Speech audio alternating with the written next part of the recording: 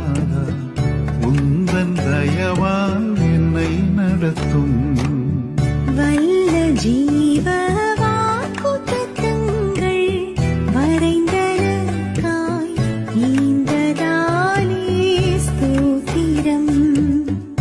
பயப்படாதே வலக்கரத்தாலே பாதுகாப்பேன் என்றதாலே ஸ்தோத்திரம்.